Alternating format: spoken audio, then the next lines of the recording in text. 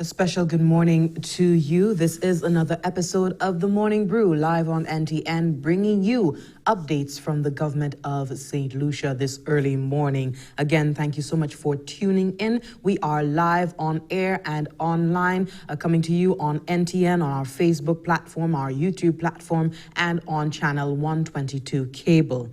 My name is Jessie Leonce, if I haven't just said it as yet, bringing you the lead stories for the morning. Adherence to COVID-19 protocols detects a new case of COVID-19. We have the 26th case recorded of coronavirus here in St. Lucia. The details to that are coming up. The Ministry of Health's rigorous pre-testing policy is credited for protecting the island from COVID-19 as borders are opened. And dengue fever poses an increasing threat during this rainy season. The details to all these stories and more are coming up after this break. If you are having your morning tea, your coffee, having breakfast this morning from your office or at home, we do hope you huddle up for the next hour or so for the stories coming from the government of St. Lucia this morning. Stay with us.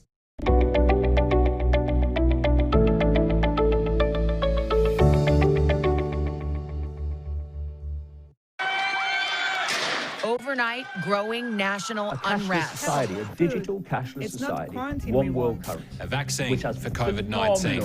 Midtown Droplets of patient virus. Macy's iconic flagship.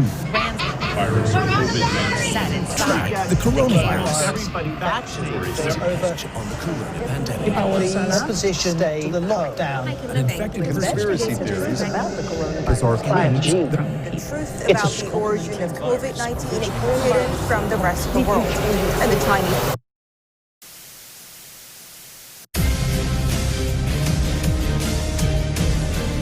In this constantly changing environment, resulting in sensory overload, cut through the noise and tune in to the National Television Network, the official source of information, all facts.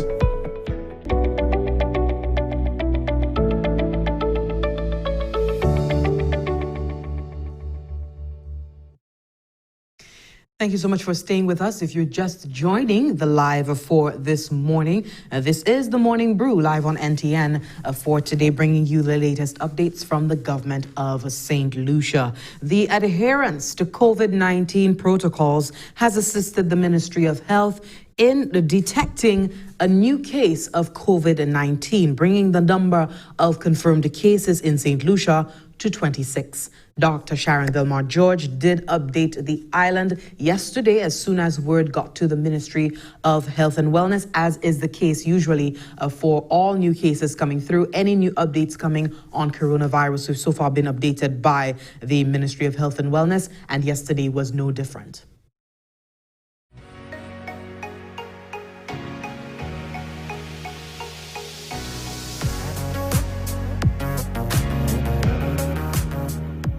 Results received on Tuesday, August 18, 2020, reveals that St. Lucia has recorded a new case of COVID-19.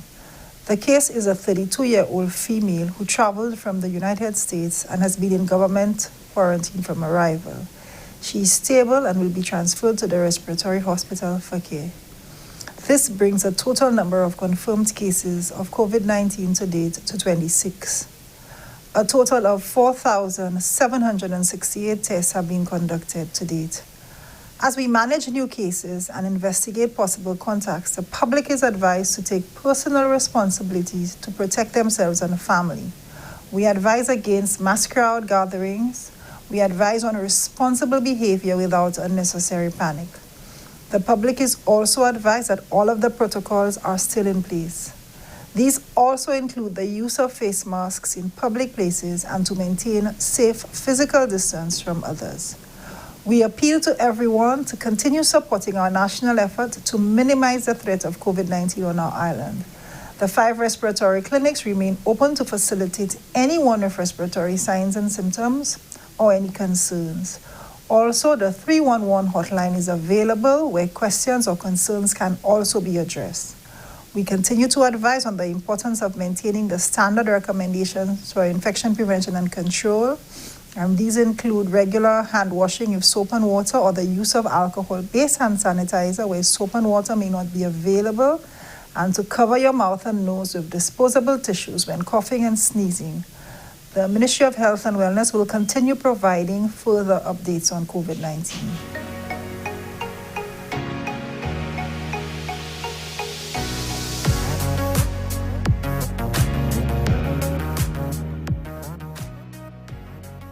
That word there coming from Dr. Sharon Belmar-George, the Chief Medical Officer.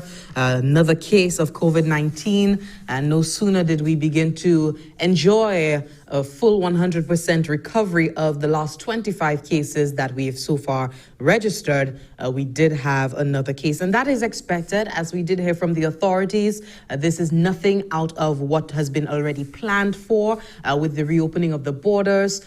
There is an expectation that we will have an increase in cases. However, there have been measures put in place to manage any number of cases that come in.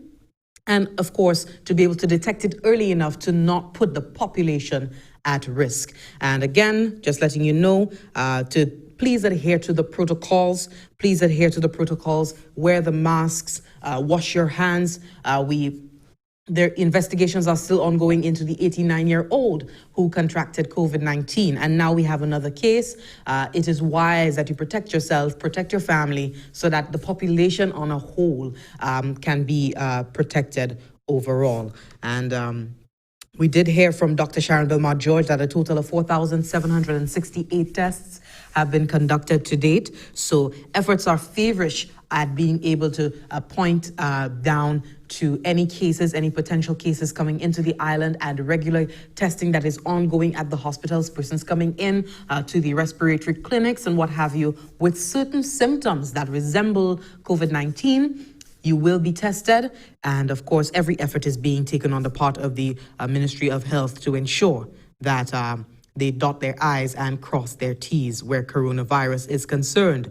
And she further stated that as we manage new cases and investigate possible contacts, the public is advised to take personal responsibility, as I said, to protect themselves daily. We advise against mass crowd gatherings. We advise on responsible behavior and without unnecessary panic. The public is advised that all protocols are still in place. The emergency orders are still in place, and perhaps you would have gotten just mixed into the new movement of things. People are preparing to send their children back to school come September. Persons are returning to work. The tourism sector is reopening. The hotel workers are returning to work. It's a new normal. It is not what obtained before. You will have to do certain things in this new system to protect yourself and your family at this time. So please adhere to the protocols. We are still under a state of emergency until September 30th. Do so to protect yourself. Appeals going out to everyone to continue supporting the national effort to minimize the threat of COVID-19. And speaking of which, we do have an update to the nation that will be aired this evening. We'll be having Dr. Sharon Belmar-George, the CMO, also the Honorable Dominic Fede, Minister for Tourism, Information and Broadcasting Culture and the Creative Industries. He's also the chair of the COVID-19 response here on island. We'll also have Donalyn Vite, Permanent Secretary in the Ministry of Tourism, Beverly Nicholson Doty, CEO, Chief Executive Officer at the St. Lucia Tourism Authority. We'll also have Mr. Edgar Stephen, Airport Manager down at Uranora, and Milton Daisy, Acting Commissioner of Police from the Royal St. Lucia Police Force. This will be aired live tonight at 8 o'clock and not only on NTN but also on supporting stations. So we do encourage you to tune into this update to the nation. Every time there's an update to the nation, there's very important, pertinent data that you can use as you go about your daily living.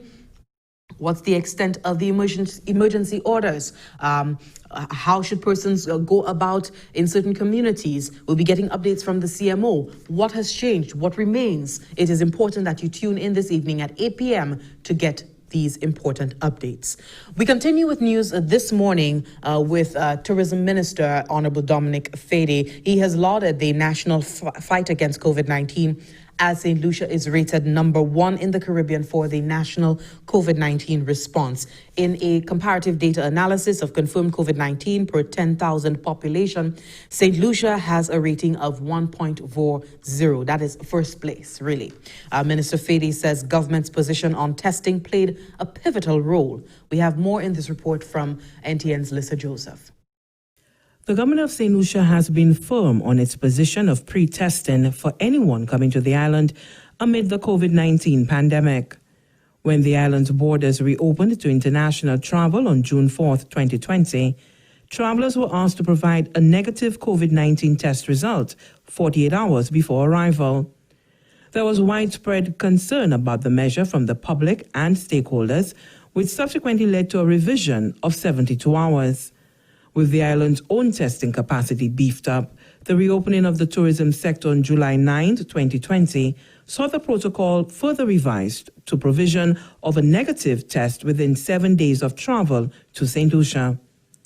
Tourism Minister Honorable Dominic Fede says the unwavering stance has served St. Lucia well in the COVID fight.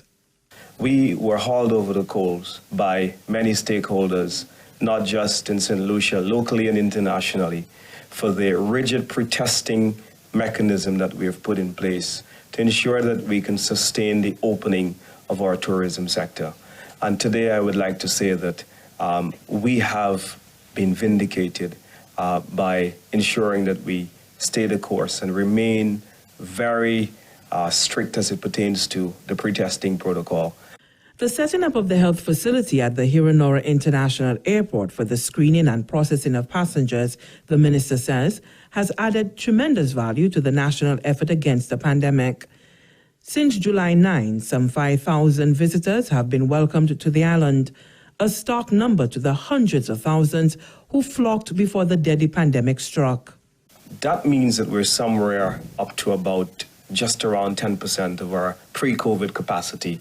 Nowhere near where we would like to be. Still a lot of catching up to go, but what we have to do is to continue to build that momentum. We're confident that as we continue this phase, and this phase continues to be successful, what will happen is we will see more hotels coming into the fold. Some 13 hotels have already opened their doors, providing employment for over 2,000 employees within the tourism sector. Our last count has shown there are some 500 taxi drivers who are operationalized. Minister Fede says despite the low load factors, airlines continue to show confidence in the island's future. The airlines that would have come to St. Lucia ordinarily would have had a load factor of about 80-85% in some instances on key markets. Now we're seeing an average of about 30%. So you can tell that it's very, very difficult and testing times for a number of stakeholders within the sectors. The hospitality sector, again, continue to experience low occupancy levels. And those occupancy levels are a cause for much concern when you think of the profitability of the various hotels on the island. And so what we've got to do is to do our best to keep working with them to try to create the best enabling environment, to try as much as we can to incentivize our hotels to keep operating as we get through this rather difficult time. The tourism minister assured that government will maintain the health of all citizens as its main priority, even as it seeks to protect livelihoods. From the Government Information Service, Lisa Joseph reporting. Thanks for that report. Listen, by the way, welcome back to work. The national COVID-19 protocols guiding the reopening of the economy will be reviewed at the end of August. We have the details to that story and more coming up after this break. Stay with us.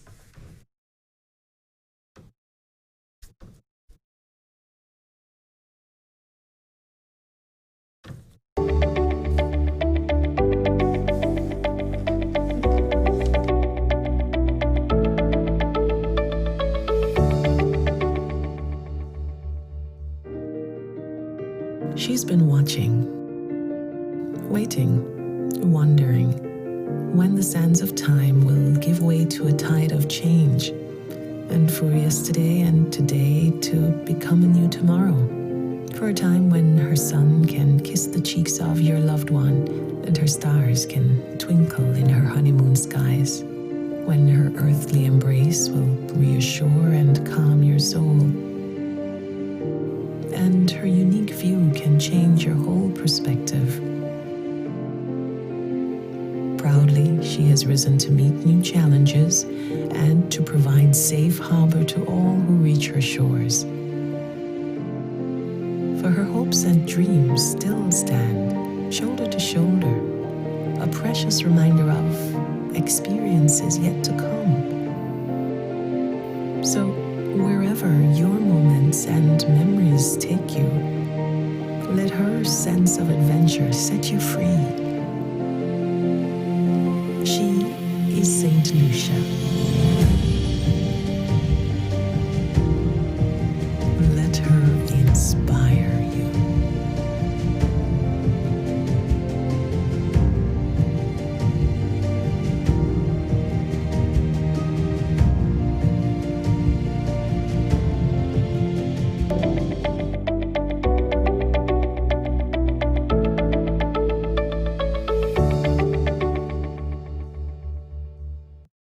Thank you so much for staying with us. Before we went to break, we went over the Honorable Dominic Fady, Tourism Minister, just speaking on the government sticking to its guns on the pre-testing protocol and it resulting in us coming out number one in terms of our management of COVID-19 as compared to other jurisdictions within the Caribbean. We also heard word from Dr. Sharon Belmont-George, Chief Medical Officer, that we have a new case of COVID-19, a patient number 26. And of course, at this point in time, all efforts are being taken and made to see that person toward recovery, but a reinforcement of persons adhering to the protocols. At this point in time, we have a few clips from the Honorable Minister for Health and Wellness, Senator Mary Isaac, and she has indicated that the national COVID-19 protocols guiding the reopening of the economy will be reviewed at the end of this month, at the end of August. Health Minister Senator Mary Isaac says the assessment of the opening of the borders is critical to the decision-making process. Well, we said we are going to test these open borders for a 30-day, period. And that comes to an end at the end of August. So then we are already, discussing and looking at how it is working out. So given we have another 2 weeks in August, we are going to keep looking and seeing what is happening. We also look at other countries, what is happening in other countries in the region, and then we can take a decision based on what we have experienced for the past 30 days, what we experience, and then we can decide how we move forward. That was Senator the Honorable Mary Isaac speaking on the review of the protocols for COVID-19 at the end of August in terms of our reopening of the economy. And with several Caribbean islands rolling back measures in the face of increased cases of the coronavirus, Senator Isaac says a government will not hesitate to act similarly if a situation presented itself in St. Lucia. The state of emergency, which is in effect, as I mentioned earlier, up until September 30th, the minister reminded will easily facilitate that measure. So we are hoping we do not have to roll back, but I'm saying if we do have to, nobody wants to roll back, But if we have to, we will. And we have already gone through the process once. Of course, we will do it better next time, but things are still in place. And that is one of the reasons why we still have the state of emergency, in case we have to roll back. So things are in place, and if we have to roll back, I think we will do it smoother than we did the last time. Okay. Well, that's it for COVID-19 news. In the meantime, Minister with responsibility for physical planning, the Honorable Herod Stanislaus, has reiterated government's commitment to guarding the rights of citizens to access all beaches on the island. The assurance comes amid public concern regarding the proposed Cabot St. Lucia development at Cap Estate. The Cabinet of Ministers, it has approved a lease of the Queen's Chain adjacent to the development site for 75 years. However, Honorable Stanislaus says the approval does not bar St. Lucians from accessing the Casabah Beach, and that is something that needs to be reinforced. He does indicate that this work is not preventing St. Lucians from accessing the Casabah Beach. We go to our first clip from Honorable Stanislaus. The cabinet conclusion clearly states that Cabot development had a sublease on the parcels of land. It was already in existence. Those leases were issued to Cap Estate Limited in 1973 for 75 years. There is a 28-year grace period time remaining on those leases, and basically the cabinet conclusion is an extension of those leases to another 75 years. Secret Beach, Casabah Beach, Donkey Beach, none of those beaches were leased to Cabot development. So, in essence, the beaches remain public. In fact, all the beaches on the island remain public so that citizens have unlimited access to the beaches. There should not be any impediments of our citizens for the use of our beaches for recreational purposes. And the Physical Planning Minister says that the government is aware and is sensitive to the concerns surrounding the continued operation of Marjorie's restaurant, which has been a staple at the Casabah Beach for more than 20 years. Marjorie Lambert in 2001 was issued a lease for 5 years for the block and parcel that her establishment is situated at. Ms. Lambert currently holds a 1-year lease. We are not going to infringe on the rights of Miss Marjorie or prevent Miss Marjorie from earning a living, which she has been doing so for about 20 years or more in this particular area. There will be discussions with Miss Marjorie and the developers, and also with the parliamentary representative, Honorable Motut, and the Department of Physical Planning on the way forward. But we are going to do everything within our powers to work with the developer, with Miss Marjorie, and all stakeholders who currently have establishments on the beach at Casabah. But I want to reinstate again, the beach is public. There is going to be unrestricted access to the Casabah Beach, to Donkey Beach, to Secret Beach by the citizens of St. Lucia. Cabot St. Lucia has submitted a master plan to the Department of Physical Planning. Honorable Stanislaus says the department is processing the proposals in phases. Upon final approval, the minister stressed there will be no restricted access to the Casabah Beach. So that is the assurance that we're getting from the government of St. Lucia, that St. Lucians will not be restricted. St. Lucians will have full access to the Casabah Beach for leisure and recreation as usual. Do stay tuned. We're due for another break. When we come back, we hear from Honorable Stanislaus on leasing of the Queen's Chain being nothing new. We have the details to that and more coming up after this break.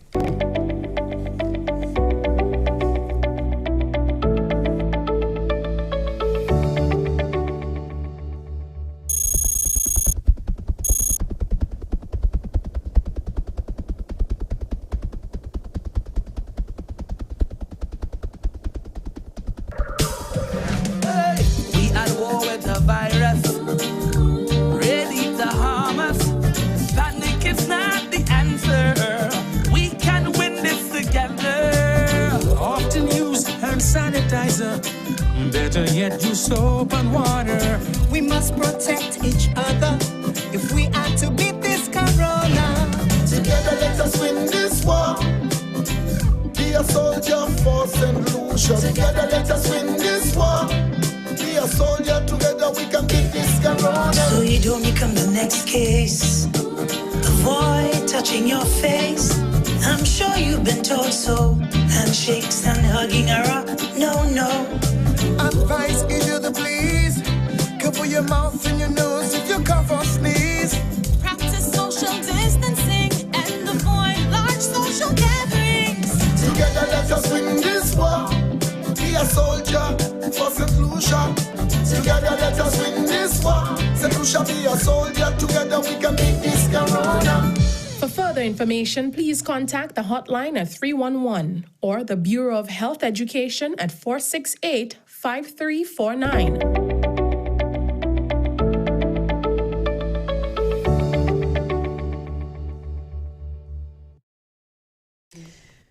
Thank you so much for staying tuned. This is The Morning Brew, live on NTN. We continue with news coming from the government of St. Lucia. Just before we broke off, we were speaking on the Honorable Herod Stanislaus, speaking on the Cabot St. Lucia development at Cap Estate. Honorable Stanislaus says that the approval for this project does not bar St. Lucians from accessing the Casabah Beach. And he did also address the situation with Marjorie's Restaurant, one of the beloved institutions in that area, being a staple at the Casabah Beach for more than 20 years. And just to give you some background information, Marjorie Lambert in 2001 was issued a lease for 5 years. So she holds a lease for the block and parcel that her establishment is situated at. And Miss Lambert currently holds a 1 year's lease. Also, he did speak in his address on the matter to the leasing of the Queen's Chain. There's been some concern. Persons have been voicing outrage at the leasing of the Queen's Chain, but he did indicate that it has been a practice for decades here in St. Lucia. It's nothing new. Take a listen. You have a lease in 2000 there between the state and a business for the Queen's Chain. You have emphatic leases for 75 years, 99 years. You know, in 2005 we had leases. In 2004 we had leases of the Queen's Chain. 2006 we had leases of the Queen's Chain. I could go on to this other section right there. Those are the leases. We had leases in 2008. Emphatic leases of the Queen's Chain. We had leases in 2011, 99-year emphatic leases, 2 hotels, 2 developers. We had emphatic leases issued in 2008 again, in 2009, 2014. So this is not something new. This is not a new practice, it's not a new policy. This has been a policy, an initiative, a practice of governments since the 1970s of leasing of the Queen's Chain to developers, to persons who own property adjacent to the Queen's Chain.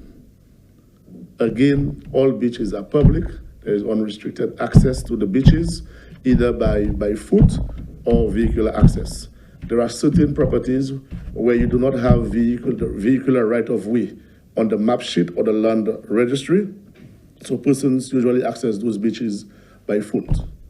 There are beaches where there is unrestricted vehicular access. If you come in by sea, you could access any beach on the island for recreational use. Honorable Stanislaus has indicated that the ministry, the Department of Physical Planning, is in receipt of a master plan from Cabot St. Lucia, and he has indicated that the department is processing the proposals in phases. Upon final approval, the minister has stressed that there will be no restricted access to the Casabah Beach. And finally, from us this morning, health officials are ramping up efforts to protect the population from dengue fever. The COVID-19 coronavirus has really joined in a list of diseases, illnesses, especially at this time of year, the Atlantic hurricane season, the rainy season. The Ministry of Health has noted an increase in the cases of vector-borne diseases. Take a listen. With the rapid onset of the rainy season, the Ministry of Health and Wellness continues to encourage individuals to maintain health and safety measures to prevent the local transmission of dengue fever. Dengue fever is one of the most common vector-borne viral diseases affecting humans and is transmitted through the bite of the female Aedes aegypti and, through a lesser extent, the Aedes albopictus. 4 serotypes of dengue exist. However, persons receive lifelong immunity against a serotype once infected with it. Only serotypes 2 and 3 have been recorded to date in St. Lucia, with the majority of the cases being children. Dr. Michelle Fassois is the national epidemiologist in the Ministry of Health and Wellness. And normally when you get one type of dengue, you are predisposed to a more severe form. So that one type, you get lifelong immunity to it, but not to the other 3. So for example, if I get dengue serotype 1, I am immune to it for the rest of my life. However, if I do happen to get a type 2 or type 3 or type 4, with each progressive infection, I am more at risk of developing a more severe form of the illness. And this is why, with the circulation of 2 serotypes in St. Lucia, as well as the 1, 2, and 3 in our nearby countries, we are very vigilant and very concerned about this. Chief Environmental Health Officer in the Ministry of Health and Wellness, Parker Ragnanan, also highlighted the intervention measures being undertaken by the Environmental Health Division, including larviciding and fogging. Fogging is one of the treatment measures that are implemented to kill the adult mosquito. But if that adult has laid eggs already, the eggs will not die. The larva will not die. The pupa that is in the water drum will not die. And so you might pass around and fog the area, kill the adult mosquito, but in 2 days' time, you have new kids on the block. New adult mosquitoes are formed. Householders and property owners are encouraged to inspect their household at least twice a week in an effort to contain the Aedes aegypti mosquito population. Persons are also advised to avoid the indiscriminate dumping of garbage, which also serves as breeding ground for the mosquito. Ragnan explained the importance of the community working together to prevent the local transmission of dengue fever. Very often, what we find is one household is doing all that it can in taking the preventative measures. But 2 houses away from you, nobody cares. And mosquitoes have a reasonably long flight range. They can travel up to a mile depending on the wind direction and wind speed. So that means if you are to look at a safe zone, you need to look at a 1 mile perimeter from where you live. Because it means that if somebody has dengue fever and they're living half a mile from where I live, it is possible that a mosquito can bite that person, get infected, and when that mosquito gets infected, we say technically the mosquito becomes infective. And when you have an infective mosquito, it can fly from half a mile to another person that distance and bite that person, and that person can get the dengue fever as a result. The Ministry of Health and Wellness urges persons who may be experiencing signs and symptoms of dengue fever to seek care at the nearest wellness center. From the Government Information Service, I am Anicia Antoine reporting. Thank you for that report, Anicia Antoine. And with that, we conclude another episode of The Morning Brew. Thank you so much for tuning in. Today is Wednesday, the 18th of August. We do hope you keep safe and you're going out and coming in. And more specifically, in regard to COVID-19, observe the protocols. Wear your mask if you're entering a bus, if you're entering an establishment, so that when you get back home, you know that you did the best that you could in terms of fortifying yourself against COVID-19. Just want to remind you that this evening at 8 o'clock, we will be having an update to the nation. We'll have health sector, tourism sector, the police, all these executives coming to do a panel to provide you with an update this evening live on NTN. We have the Minister for Tourism, Honorable Dominic Fede. We also have the Chief Medical Officer from the Ministry of Health and Wellness, Dr. Sharon Belmont-George, Donalyn Vitte, a Permanent Secretary in the Ministry of Tourism, the usual suspects, Beverly Nicholson-Doty, Chief Executive Officer, St. Lucia Tourism Authority. We also have the Acting Commissioner of the Royal St. Lucia Police Force, Milton Daisy, and Edgar Stephen, the airport manager down at the Euronora International Airport. So tune in. These updates to the nation are very important. And of course, another round of discussion, another round of disclosures coming out to the public, 8 p.m. this evening, live on NTN and supporting stations. Thank you so much for watching. We do hope you stay tuned to NTN during the course of the day. We do have some exciting programming lined up for you, informative programming, edifying programming. Do stay with us. My name is Jessie Leon signing off for now. Cheers.